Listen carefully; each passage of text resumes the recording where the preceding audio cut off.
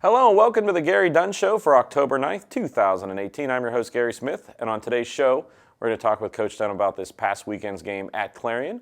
We're going to talk about this upcoming week's opponent, the Gannon Golden Knights. We're going to look at scores and standings and schedules from around the PSAC. We're going to talk about some highlights, homecoming activities, concerts, and all the fun that goes along with homecoming week. But first of all, Coach, glad you made it here today. I think that lightning delay just ended about 15 minutes ago, so...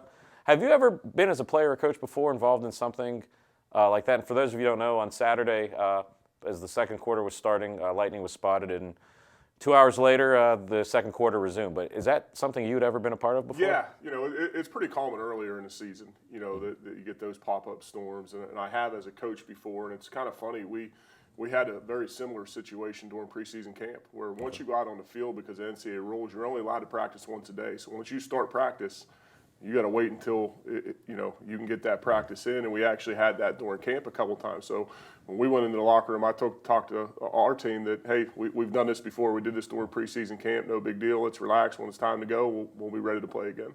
And that was just one of those situations where I don't think anybody in the stands or anybody was anticipating. Because I know driving up for us, we looked at the weather, didn't really see anything, so maybe a chance or something, but nothing that crazy. But when you're in the locker room for the second time, because you figure you come out from the locker room, start the game first quarter, then you go back in. I mean, how do you guys pass the time?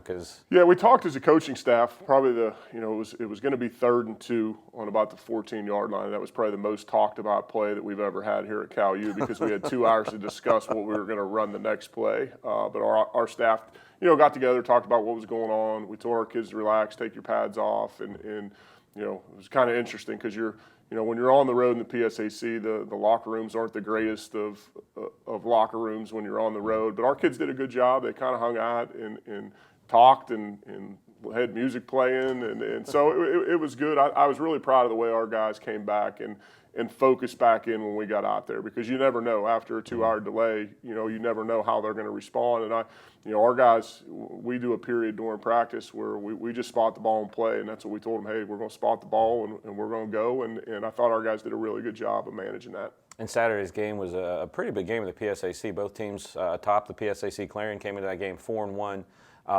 And I hear coaches talk a lot, about staying on schedule with drives and everything. And your team really stayed on schedule that first quarter. I think you scored on both your drives, and then after you said the longest drive in Cal history, 2.5 hours, finished that up to go up, I think 21-6 at that point. And it never seemed like you guys were behind the 8 ball. It just seemed like next play, advance. Yeah, I thought the offense did a good job coming out sharp and ready to go. I thought our offensive coaches did a nice job and had a good plan, and we were on schedule. I wasn't necessarily happy with how we finished the game. We talked to our guys. It's about playing the next play. We don't look to the scoreboard. We don't look to the situation. We're going to play the next play as hard as we can, and we did a really good job for what may have been 4 hours. I don't know the time.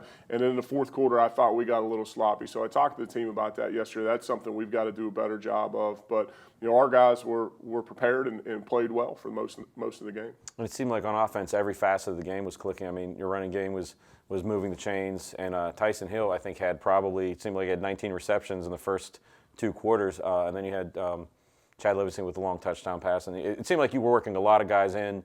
And every guy that touched the ball was being productive. Yeah, we were being efficient, and I think it all starts with us on our run game. And once we can kind of get that rolling, and our receivers are doing a really nice job and Noah, our quarterback, is doing a really nice job of putting the ball where the read goes. And it's not hey, we're looking at Tyson or we're looking at Chad Livingston.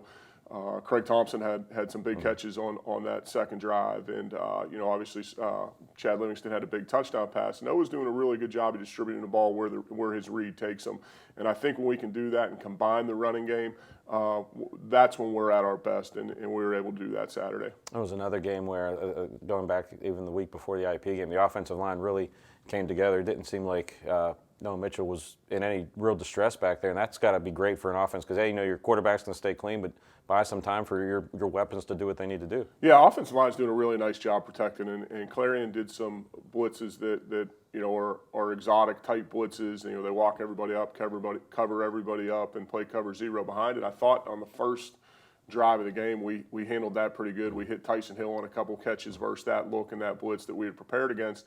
I thought in the fourth quarter, or actually the third quarter, they did the same thing. We didn't handle it as well, so that's something that we've got to improve on, is going back to, hey, this was our plan at the beginning of the week, sticking to the plan, and obviously had success with it early. But that's part of growing and developing. And I think the one thing about our offensive guys is we're getting better every week, and that's encouraging as a coach. You can see growth and improvement every week, especially up front. Our guys are doing a really good job of keeping our quarterback clean and then providing holes in the run game for our running backs. And on the other side of the ball, the defense, once again, playing takeaway. It seems like if you look every week when we get the game notes and start preparing, one of the things on the stats is plus minus. It seems like every week it's leaps and bounds. 2 more turnovers for your defensive fumble recovery and an interception on Saturday. And, defensive line on the other side of the ball where, your offensive line kept quarterback clean. Your defensive line seemed like they were permanently in the backfield of the Clarion offense for most of those 6 hours of football. Yeah, I think that's the biggest difference right now. Our defense is creating turnovers. I think we had 2 interceptions. I think it was 2, yeah. Coke had one. Obviously, Lamont McFadder had another one, and I said to him after the game, we're not scoring touchdowns anymore. He was so mad that he didn't score on that play. Lamont also had the blocked punt, which was a big play in that game. And then we had a fumble recovery. I think that's the biggest difference between the beginning of the season and now is our defense is creating turnovers. Our special teams did a good job. I'm sure we're going to talk about that on Saturday, creating field position. And really a good team win. When you can create turnovers, you can have some big plays on special teams, and your offense efficient.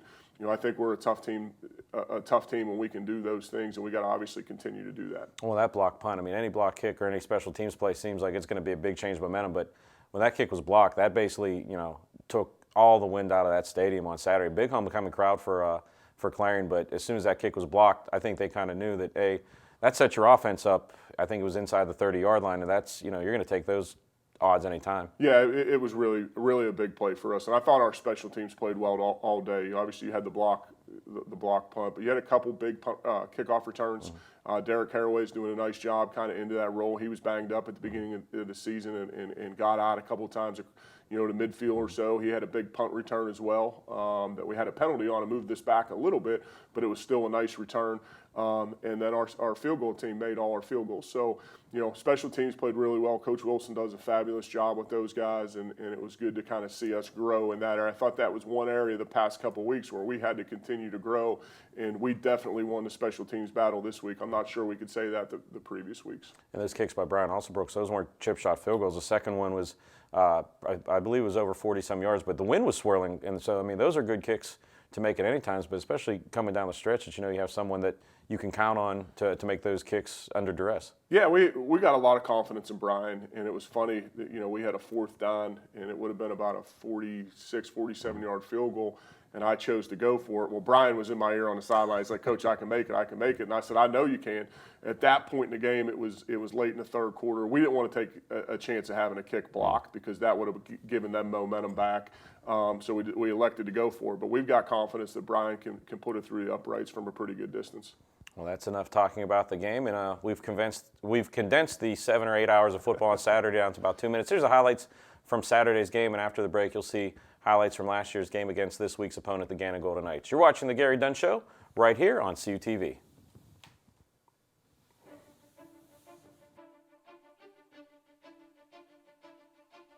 On the right hash, hand the ball inside to Nelson Brown. Nelson Brown easily gets into the end zone. Ball can strike first here in this one. Takes the snap, does Mitchell. Mitchell looks off to his right to Craig Thompson. Craig Thompson, nice strong hands, pulls that ball in right at the goal line. By Jeff Clemens.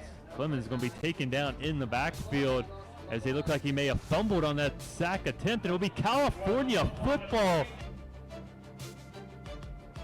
Mitchell drops back, looks to his left, to Tyson Miller, dumps it down to Nelson Brown in the middle of the field. Nelson Brown trying to get to the end zone, pulls defenders and gets into the end zone. Nelson Brown goes beast mode yet again and gets into the end zone for 6 points. Dropping back to pass, looking off to his right.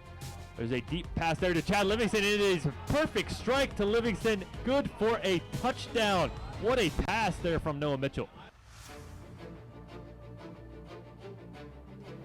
Kicks this one away. It looks right through the uprights. Off back to pass. Pressure coming in his face. Gets it across the middle. Is intercepted by Who else but Lamont McFadder. McFadder now at the 40, down to the 30. Makes a couple guys miss and tackle down at the 26-yard line. Set the kick. Receives a snap. Kick is up. And the kick is good. Nick Grissom in the backfield. It's going to be a handoff to Grissom. Grissom pushes forward and into the end zone. How about that? Have yourself a touchdown, Nick Grissom.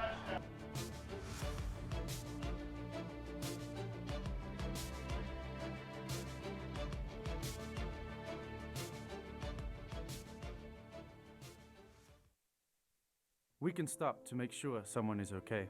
Get in the way and disrupt the situation. Notify an authority. Or walk them home safely. We can change the language around rape. We can make campuses safer for our teammates, our friends, and our classmates. We cannot be bystanders. Taking action isn't always easy, but it's on us. To intervene. Because we can. Learn more and take the pledge at itsonus.org.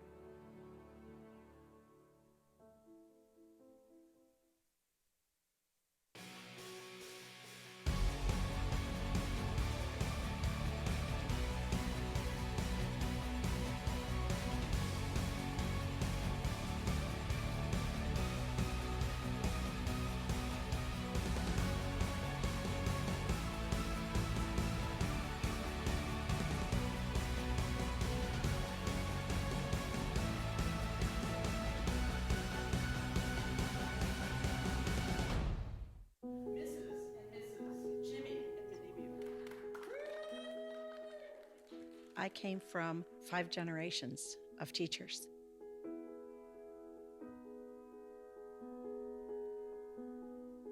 Losing my job was the bottom falling out of my world.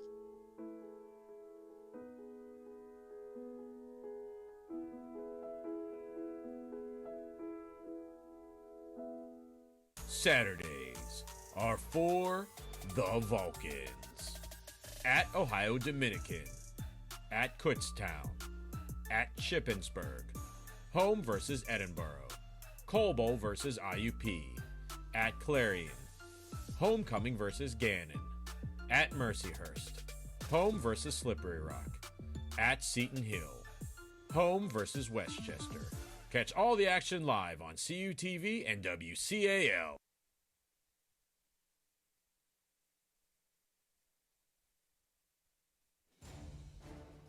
Is just going to get this snap off. He's going to go throw. That's going to be intercepted. That's number 7, Lamont McFadder. McFadder will just easily prance his way into the end zone for a California touchdown. This one's going to be kept by Keefe. Keefe finds a hole. He's going to be tackled, and they're going to call this one a touchdown. He's going to get this one off. He has a few wide receivers. He's going to be pressured. He's going to scramble out to his right. He has a receiver open in the end zone. That's going to be a California touchdown. Tell your mom, pa, and brother-in-law. Kier fakes the handoff to Jalen Bell. He's going to go long to Smorey, or that's going to be Tom Green. Tom Green catches it and has a wide open field. One pass, one touchdown to Tom Green.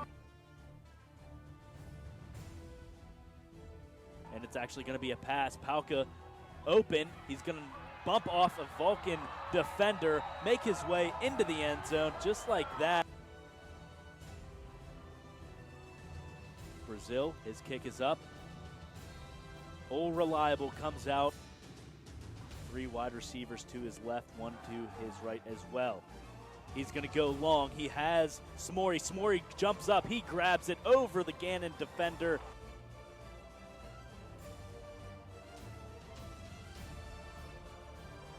Three receivers to Keefe's right. Jones in the backfield. They're going to go long again. He has a receiver. It's going to be caught over the shoulder. A very impressive catch for a Gannon touchdown. It's going to go to Jones. Jones puts his head down, but he is denied. The helmet's going to be off. The ball is going to be in the end zone. This is going to be a Golden Knights touchdown. On this third down, Michael Kier drops back. He has a few men in the end zone. He's going to go to Tom Green. Tom Green brings that one in for a Vulcans touchdown. Tom Green. Game is on the foot of number 46, Cartcharlin, and he shanks it far right, way far right. That'll be the ball game.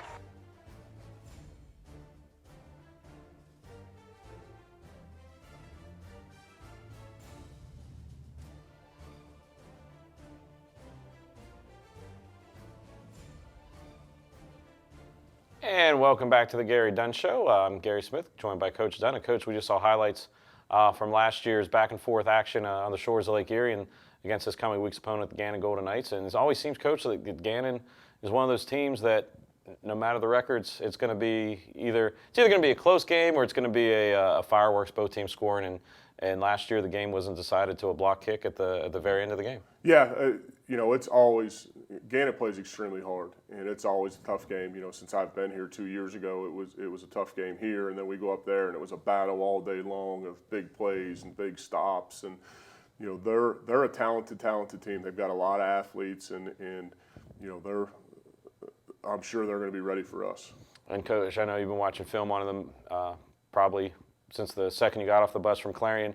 But most of the fans only think they're one player. They're running back Jones, who had a monster year last year. But for those, obviously there's more than that. Who else on their offense you have to watch? They've got some nice receivers. They got a big offensive line that likes to create holes. And obviously their game is they're going to give it to their running back. He's one of the premier running backs in the country.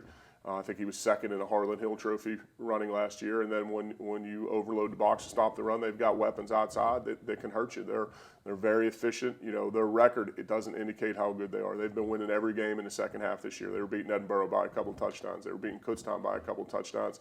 And for whatever reason, just haven't really finished off games. But they got that taste of victory last week against Seton Hill in a big win. The running back had a big day.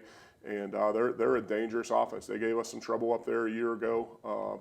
Anytime you have a running back, it all starts with him. But they do a nice job offensively. And then you flip over to defensively, they're very aggressive style defense, very similar to us in how we run our defense. And they've got quality guys at each position. One of their defensive ends was a all-conference guy from a year ago that had a big game against us. Their linebackers are very active, and they like to play man coverage in the secondary. So we're going to have to play our best football. We're going to have to be ready to go come Saturday.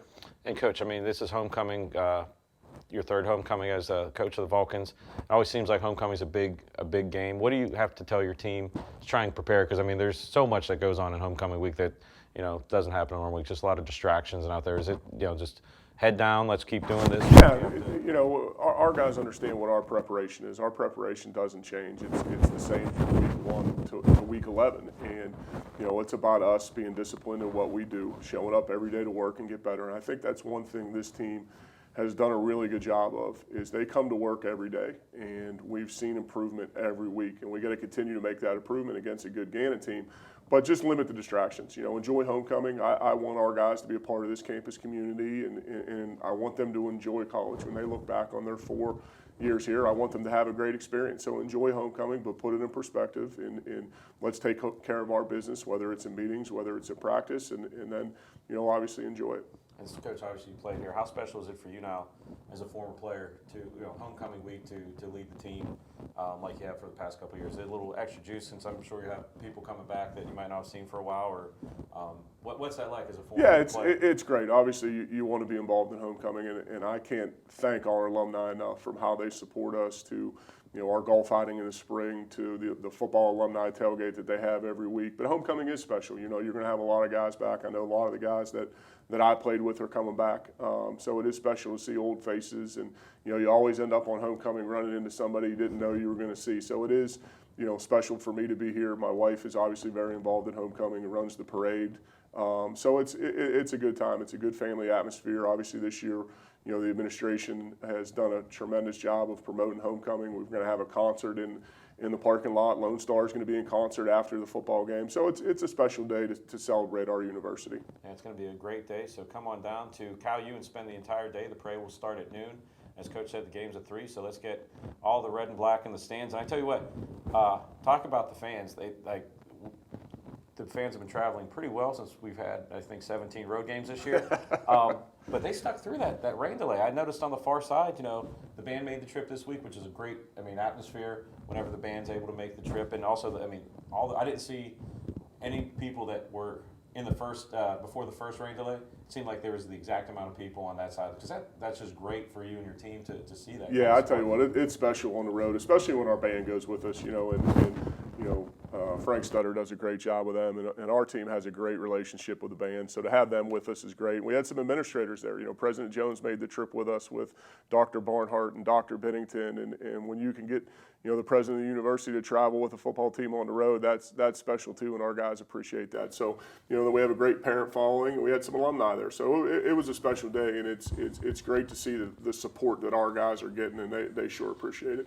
And let's take a look back after we've talked about everything there can be about fans making traveling on the road and everything like that. Let's take a look and put a ribbon on this past week's games with the scoreboard. On the East and West, another week of divisional play. See, of course, California over Clarion 41-27. And at barn burner, we were keeping tabs on this in the press box. Slippery Rock over Indiana 30-27. That game was going back and forth until the last 2 or 3 minutes of the ball game. We got the final update, and then it went final. So that's a big win. Absolutely. Then Seton Hill against Gannon. See, Gannon got that win at home against Seton Hill by 20, 48-28. And then this score, Mercyhurst over Edinboro. Not that the result, but just that it was a 24-6 win. So Mercyhurst, doing what Mercyhurst does, seems like they get stronger as the year goes on. Yeah, I think that was we talked last week about the IUP Slippery Rock game and Mercyhurst Edinboro game. You called them both. Well, I tell you, they I got a lot of respect for Mercyhurst. They play hard, and they're definitely a team that you better be ready to play. And switching over to the PSAC East, we see Millersville beating Lock Haven 24-6. Shippensburg at home against LIU Post, losing 41-39.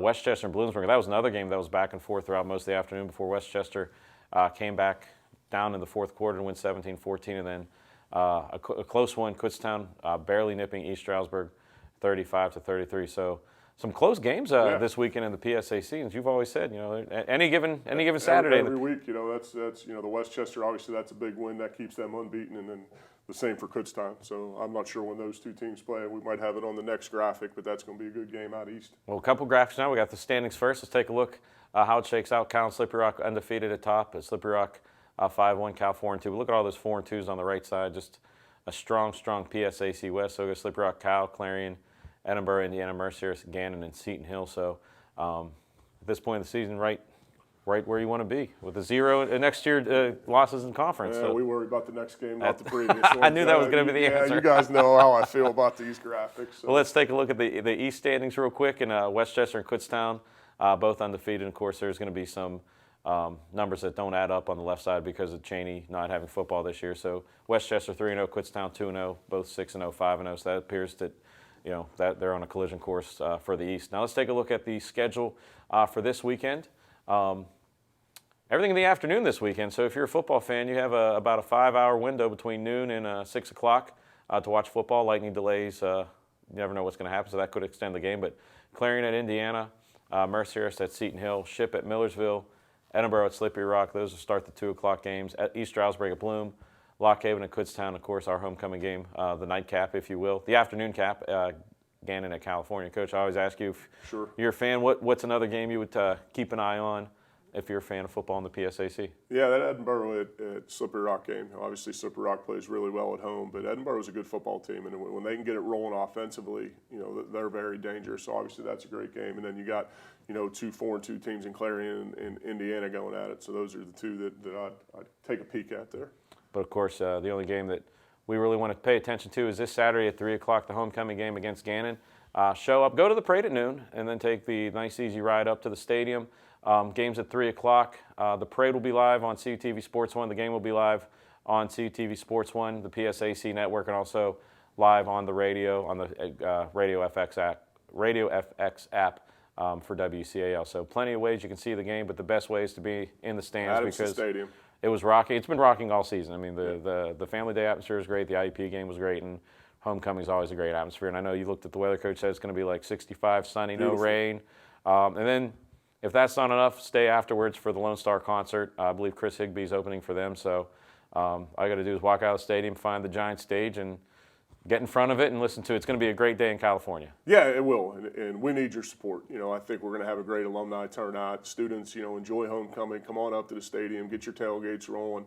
We're honoring the 1968 PSAC championship team as well as the 2008 PSAC championship team. So special day for our alumni to honor two former great teams. I think it's the 50th anniversary of the 68 team, and then honor one of the best teams in Cal history in the 08 team. So we're excited. Homecoming's a special time here. Our guys enjoy it, but we need your support. Come on out and support us, and it should be a great day in California. Coming out and support the team, and for all the information about the team or anything else, go to calvulcans.com. Matt Kiefer and his staff do a wonderful job keeping everybody up to date. So, Coach, we'll see you Saturday at 3 o'clock. Good luck this week, and we'll see you next week on the Gary Dunn Show. You're watching it right here on CUTV.